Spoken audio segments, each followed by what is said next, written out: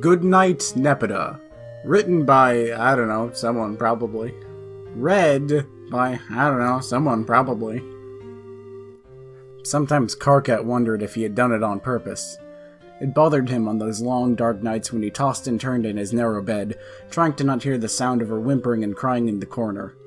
She always cried more at night than during the day, like the darkness and shadows held things for her that they didn't for him, like she saw things he couldn't, leaping and gambling in the shadows.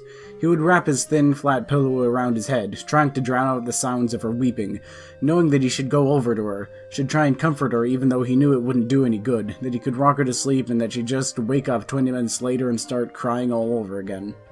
It was better to let her get it out of her system, let her weep herself into exhaustion and emptiness into a deep, almost drugged sleep that would sometimes last the whole night through if they were both lucky.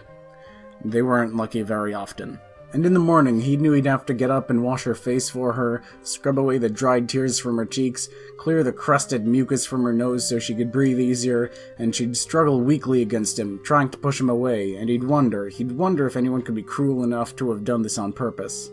Sometimes she had good days when she almost seemed like herself again, days when she roamed the hallways with her awkward, stilted gait and tried to catch light between her hands. On those days, he'd pretend that she was just a wiggler, that she acted this way because she was young, because she didn't know any better, and she'd get older, more mature, that she'd turn into the friend he remembered. He'd watch her. He always watched her. The one time he hadn't, she'd wandered off and fallen down some stairs, and he'd felt like the worst troll in existence as he'd gathered her up and tried ineffectively to stop her tears, and tried to imagine that she was just role-playing, that if he called her name that she'd turn around, smile, and snap out of it. Once he'd tried it, and she'd jumped at the sound of his voice and, her balance precarious at the best of times, nearly fallen over, and she'd looked at him, her face hurt, like he'd frightened her on purpose. She didn't even recognize her own name anymore. He hadn't tried again. It would have been better if she didn't remember anything, he thought, but she did. Some things were so much of part of her that even now, in her shadowy, twilight existence, she tried to do them. She couldn't manage a paintbrush anymore, but if she used both hands, she could grasp a crayon, and she left huge, scrawling shapes across page after page of paper. He was pretty sure she couldn't see colors anymore, and that the bright red she used most often was just a coincidence. It had to be a coincidence. Sometimes her scrawls would start to resemble letters, almost like she was trying to write, trying to communicate with them. He'd sit beside her on those days and point to the scratches on the page and ask her over and over what it meant. She'd sit next to him, happy with his presence, and stare off into space, making low gurgling sounds in the back of her throat, the only sounds she could make that weren't crying anymore. He was always ashamed afterwards, but sometimes he'd get so frustrated with her, would shout at her to just freaking tell me what it means already, and then she'd crawl away, olive green tears streaming down her cheeks, and she'd hide somewhere and wouldn't come out again until he'd calmed down. He'd shown her drawings to some of the others, to some of those left behind, and asked if they could see it too, if they could see the letters starting to take shape, the words slowly emerging from the chaos. They turned away, averting their eyes. Only Kanaya had been honest with him. He'd asked gently if he wasn't seeing something there because he just wanted to see it so badly. Then he'd blown up at her too, forgetting for a moment what she'd become, forgetting, in his towering rage, that he was afraid of her now, forgetting anything for a few sweet, short minutes. But then the tantrum was all over and it all came rushing back, and he'd fled, the drawings that just looked like scribbles again clutched in one fist. One of the humans alchemized some toys, brightly colored baubles made out of a material called plastic, and she picked through them, her eyes wide and curious. She sat on the floor with the toys around her in a circle, trying to pick them up with hands that shook outside of her control, and some squeaked when she dropped them on the floor.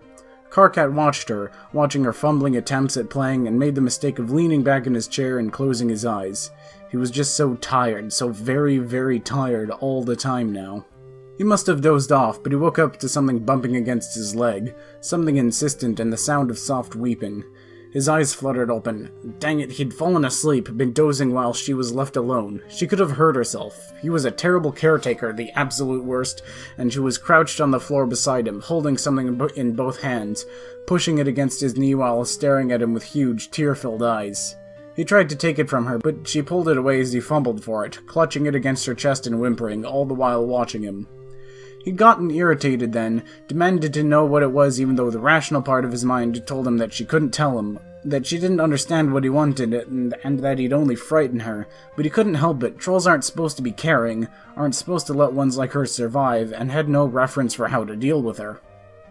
She started to crawl away from him, still holding the toy against her chest, and he'd followed her, now thinking that it was something she wasn't supposed to have, something that might hurt her, and he'd wrestled it away from her clumsy fingers and held it out of reach to examine it, while she pawed at his legs and just cried and cried. It was a figure molded out of plastic, inoffensive and harmless. He saw what it was, and was hugely ashamed of himself, and he crouched down and gave it back. She took it, held it tightly, and looked up at him, making a high-pitched keening sound that, if he listened just right, almost sounded like a question. "I'm sorry," he told her, his voice cracking. "I don't know where he is." She kept staring, kept keening, kept weeping, all the while holding the little hoof-beast figure, colored bright blue, right over her heart.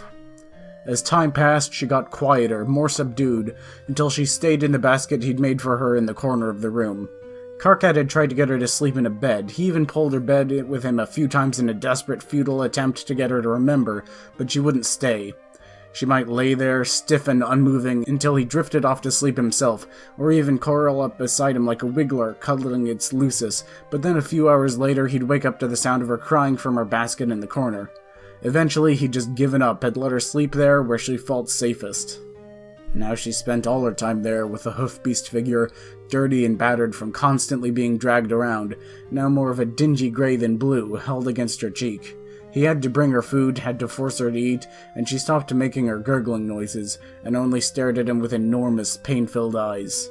One of her eyes started to fill with blood, the eye on the same side as a dent in her skull, the same side where she was missing a horn, and she wouldn't let him touch that side of her head anymore.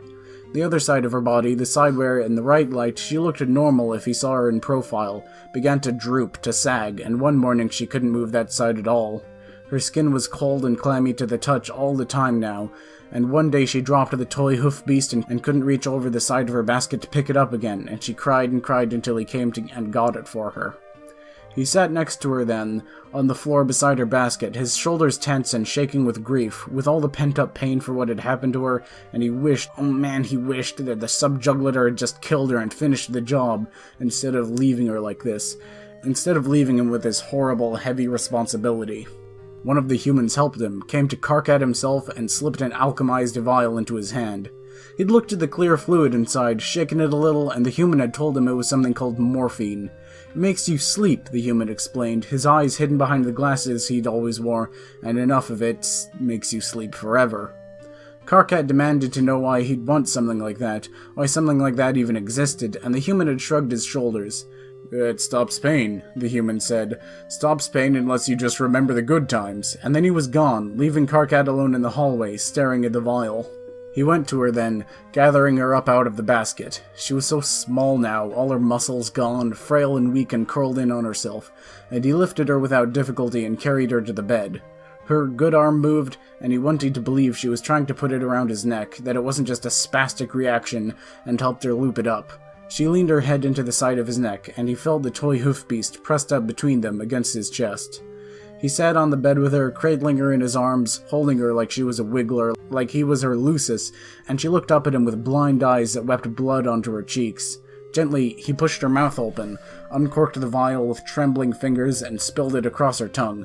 She didn't like that, gargled and almost spat the liquid out, but he stroked her throat with careful fingers and whispered soothingly to her, and she calmed down and swallowed. Her hand flexed once, twice, and he made sure she was holding her hoof-beast as she started to drift off. Then he rocked her slowly, tenderly, more gently than anything he'd ever done before, as she went to sleep for the last time, and red tears like blood rained down on her upturned face.